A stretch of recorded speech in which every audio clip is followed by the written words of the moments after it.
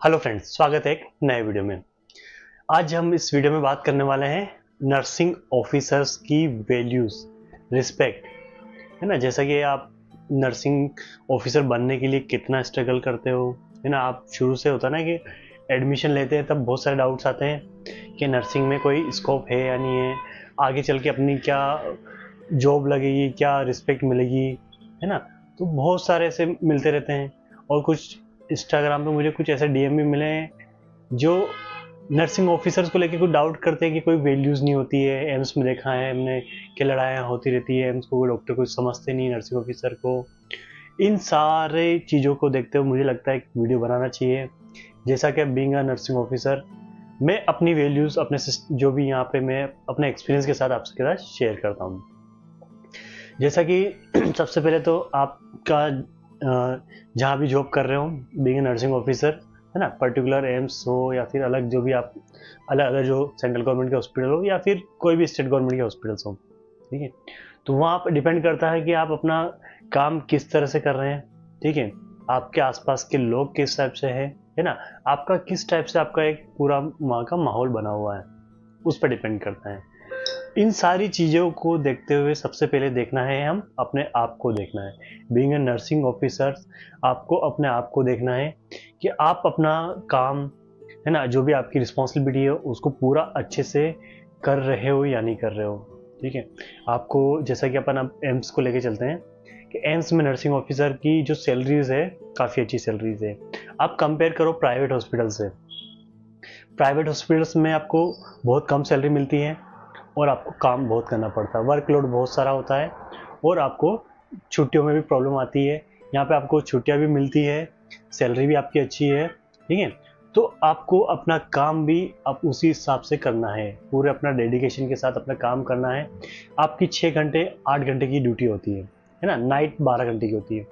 तो उस duty hours में आप कितना काम कर रहे हो वो आप पर डिपेंड करता है, ठीक है। आप अपना काम को अच्छे से कीजिए। आज एक पेशेंट अपने पास आता है ना, आपकी ड्यूटी वार्ड में है, इमरजेंसी में कहीं पे भी है ना। आपके पास एक पेशेंट आता है, ऑलरेडी वो परेशान रहेगा, तो होता है कुछ चिड़चिड़ापन भी रहता है ना। वो अपनी दुख तकलीफ के साथ आया, अपनी बीमारी के साथ में आया। तो बीइंग ए नर्सिंग ऑफिसर हमें सबसे पहले उसको साइकोलॉजिकल सपोर्ट भी देना है ना। वो हमारा लिए एक अपना खुद का एक पर्सनल अपना हो जाता है कि उस पेशेंट आया है अपने पास, तो कम से कम उसकी परेशानी सुनो, ठीक है। सोल्व करना वो करना बात की एटलीस्ट उसकी परेशानी भी सुनेंगे ना, तो वो भी एक बहुत ही अच्छा उसके लिए साइकोलॉजिकल उसको बहुत ही अच्छा सपोर्ट मिलेगा। तो हमें इन छोटी छोटी चीज़ों का भी ध्यान रखना है जिससे कि हम अपने काम को बेहतर बना सके और जिस काम के लिए हम आए हैं वो एक उसका मतलब होता है ना सक्सेसफुली डिलीवर्ड हो। पेशेंट की केयर करना है और पेशेंट की केयर अगर अच्छे से हो रही है तो वो हमारा काम अच्छे से हो रहा है। एटलीस्ट हमें तो कम से कम अपने आप को सेटिस्फेक्शन मिलना चाहिए हमारे काम के लिए कि आज मैंने ये काम किया, है ना। तो मेरा ऐसा रहता है कि मेरी ड्यूटी है ओटी में। तो ओटी में ऑब्वियसली मरीज से इतना इंटरेक्शन होता नहीं है। प्री ऑप में जाते हैं हम, डब्ल्यूजी चेकलिस्ट वगैरह देखते हैं, उसकी जो भी फाइल्स वगैरह देखते हैं, सारी चीज़ें देखते हैं और चीज़ें में देखना होती है प्री ऑप में जाके। फिर ओटी में आएगा तो पूरा हमारा चेकलिस्ट फॉलो करते हैं, sign in time out sign out करेंगे, ठीक है। तो हमारा इंटरेक्शन कुछ देर के लिए फिर पेशेंट को इंट्यूबेट कर देंगे और उनको सर्जरी करना तो हम हमारा काम करेंगे।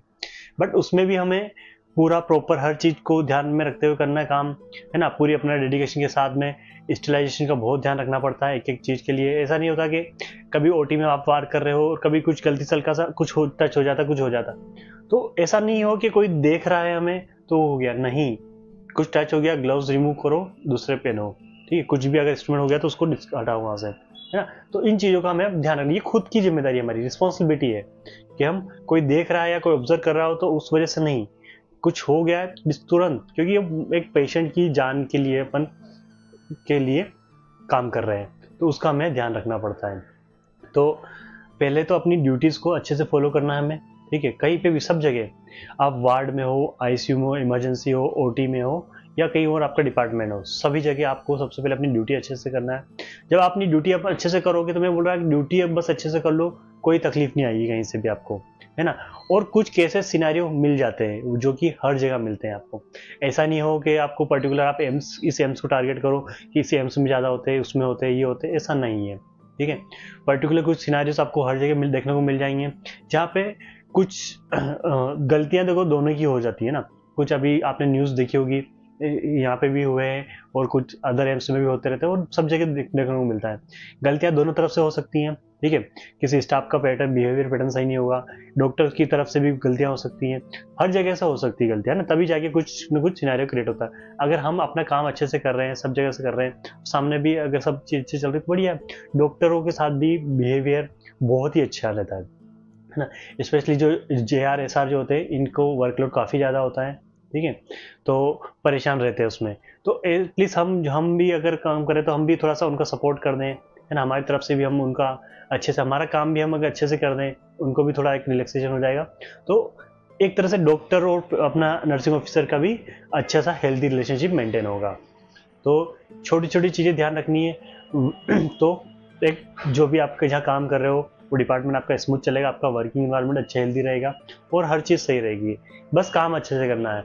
और कुछ चीज़ें हो जाती हैं, जो गलतियाँ होती है, उन चीज़ों के लिए हम आगे जो भी हम देखते हैं, जो आगे पैनल्स होता है, बैठते हैं और उस पर डिस्कस होता है और जो भी वहाँ का फैसला होता है वो फॉलो करना होता है।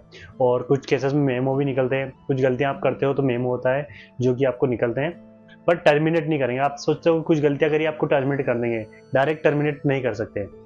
तो आपको मेमोज निकलेंगे, 3 मेमोज आते हैं आपको। मेमोज मतलब एक तरह से मेमोरेंडम मिलता है आपको कि आपकी वार्निंग का आपका एक हो गया, 3 मेमो तक मिलते हैं। फिर उसके बाद आपके पास इंक्वायरी बैठ जाती है, अगर आप फिर भी कुछ गलती करते हो, फर्दर आपकी आप कुछ गलतियाँ हो रही है तो वो भी कुछ मेजर गलती होगी ना, उसके लिए आपको मेमो मिलेंगे।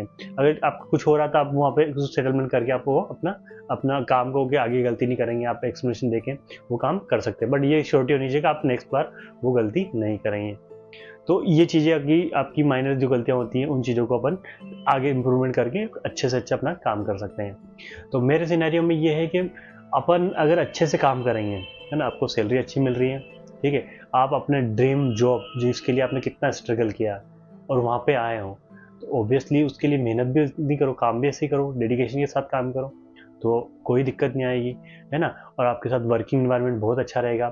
डॉक्टर्स, पेशेंट्स, अटेंडर, हाउसकीपिंग, आपके साथ सभी लोग ये होते हैं, ठीक है। सबके साथ वर्किंग इन्वायरमेंट आपका अच्छा होगा, आपके कलीग्स अच्छे होंगे, आपके सीनियर्स अच्छे होंगे, आपके इंचार्ज अच्छे होंगे, तो सबके साथ आपके लिए एक अच्छा हेल्दी रिलेशनशिप बना रहेगा। और ऑब्वियसली मेन प्रॉब्लम कहाँ आती है, काम आती है तो वर्क को लेके आती है कि आप अपनी ड्यूटीज़ के सेव कर रहे हो, बस अपनी ड्यूटीज़ वगैरह सब अच्छे से करो, बहुत अच्छे से रहेंगे, कोई दिक्कत नहीं। वैल्यूज़ आपकी बहुत अच्छे से रहने वाली है, आपकी रिस्पेक्ट भी, जेन्युइन में बोल रहा हूँ कि आपकी बहुत अच्छी रिस्पेक्ट रहे है ना। ऐसी गलत फहमी मत पालना कोई भी कि कोई एम्स में कोई रिस्पेक्ट नहीं होती है, डॉक्टर्स को जी बोल देते हैं, ऐसा कुछ नहीं है।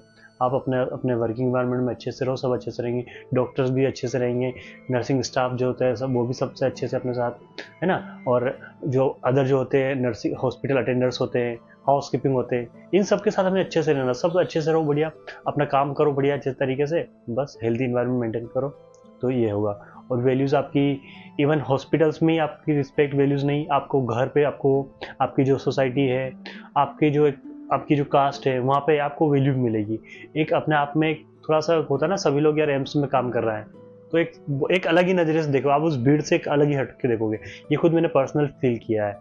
तो आपकी वैल्यूज़, आपकी जो रिस्पेक्ट है हर जगह होगी, है ना। तो ऐसा कुछ नहीं है कि आपको कोई ऐसा उसको लेके कुछ डाउट रहना चाहिए कि यार के एम्स में गए वहाँ पे ये किया तो यार कुछ वो नहीं है, वो नहीं, बाकी ऐसा कुछ नहीं है। अपने जॉब को अपने सिंसियरली और अच्छे से रिस्पॉन्सिबल के साथ करेंगे तो कोई दिक्कत नहीं आनी, सब अच्छे से रहेगा। और आने वाले जो फ्यूचर नर्सिंग ऑफिसर्स हैं, अपनी पढ़ाई पे ध्यान दें और अपना जो ड्रीम के पीछे उसके लिए लग जाए, रात दिन अपनी मेहनत कीजिए और अपना ड्रीम हासिल करें। Wish you all the best. मिलते हैं नेक्स्ट वीडियो में बहुत जल्द। Thank you so much.